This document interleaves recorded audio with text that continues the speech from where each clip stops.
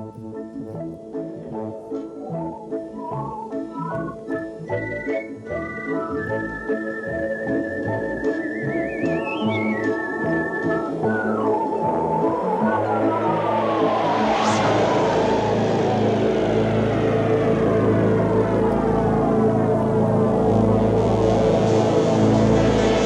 what even is the Uncanny Valley? A lot of people still question this today. Not really. It's an internet trend now. We're going to be talking all about it, so come along with me as we explore the Uncanny Valley. So, what even is the Uncanny Valley? In short, the Uncanny Valley is a hypothesized relation between an object's degree of resemblance to a human being and the emotional response to the object. Say you're a child again, lying in a dark room, and on your chair hangs your coat. You're having trouble falling asleep because, well, a small bit of streetlight peeks through your window's curtains and makes your coat look like a monster. I'd say that's a pretty good way to describe the Uncanny Valley in short term. In hindsight, you never really were afraid of the dark, you were just afraid of the unknown, and, well, I think the unknown is what drives the fear of what we come to know as the Uncanny Valley. But you knew that already. What does the name Uncanny Valley even come from? Well, the word uncanny has characteristics of being supernatural, eerie or mysterious, not normal, something, again, unknown. What about the valley part? What's that mean? Well, valleys are elongated depressions on the Earth's surface, usually between mountains, so like a big bowl. That makes me think of Ice Age 2, by the way, but that's unrelated. Anyways, I believe that the valley could mean spectrum, so whatever is uncanny lies in the valley, spectrum. So there are certain levels of uncanniness. Is that a word? Uncanniness? And uncanniness. It is now. So now we basically know the textbook definition of the phrase Uncanny Valley. What effects does it have on today? Like, hey, Mobster Lord, why are you making this dumb video in the first place? What's the big idea? I'll tell you. It's a trend. I mean, not to make a video about it, but lately it's been a trend on social media. Why is it so popular lately? What effects is it having on us? And that brings me to part 2, romanticization.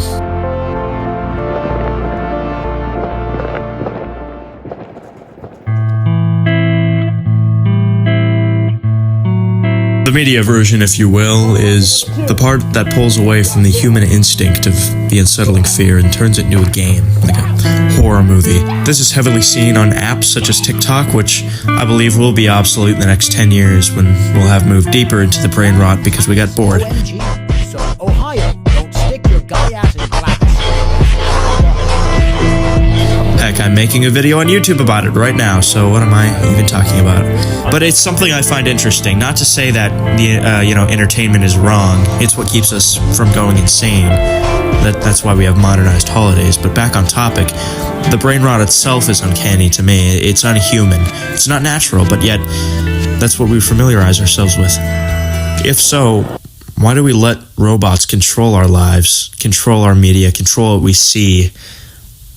I sound like an old head, but if we really were unsettled by this, though, wouldn't we have tried to take down this automated entertainment epidemic titan already? I think the uncanny is something that's unknown, and it seems like we don't even know how our lives are being shaped by these apps.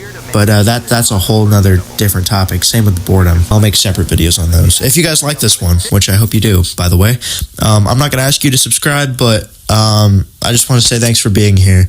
I really appreciate your time because you're a whole nother human and you're here watching this as I'm creating it. That's pretty cool. So again, thanks. By the way, my budget is $0. I'm doing this all on a phone, but I'm gonna get better equipment soon. Oh, I gotta get a job. I gotta work at a pizza place. I'm gonna work back on. Does the Uncanny Valley relate to our past? I think the Uncanny Valley heavily relates to our past. A state in our childhood where our brain is still developing and can't really understand what's scary. That's why I used the coat on a chair analogy at the beginning of the video. Also, the unsettling feeling behind it could be related to us, remembering our own mortality. But I could say the same thing about boredom as well. That whole thing there is just a little side tangent that I thought of. I don't know. I love the Uncanny Valley, just something we see in ourselves. we like to say that it's something that looks unhuman. Those are the characteristics, right? Supernatural, something that's not us. But maybe we're scared of ourselves. Maybe that's what it is. Maybe we're scared of our own warfare, what our species has done in the past. I don't know. I'm just a kid, and my life is a nightmare. Along with this trend comes a concerning amount of videos and makeup tutorials about the topic. This song that plays, which I don't think is really scary at all, and it makes me think that people are really just overdoing it for fears and likes, but I don't think it's funny. I think it just plays into the brain rot, and I think that itself is uncanny. Well, what do you guys think about the Uncanny Valley? What's the psychology behind it? I'm sure there's smarter people than me watching my video who could answer that. Let me know. But as always, I've been Douglas Gilbert, and thanks for watching. Hope you have a great day.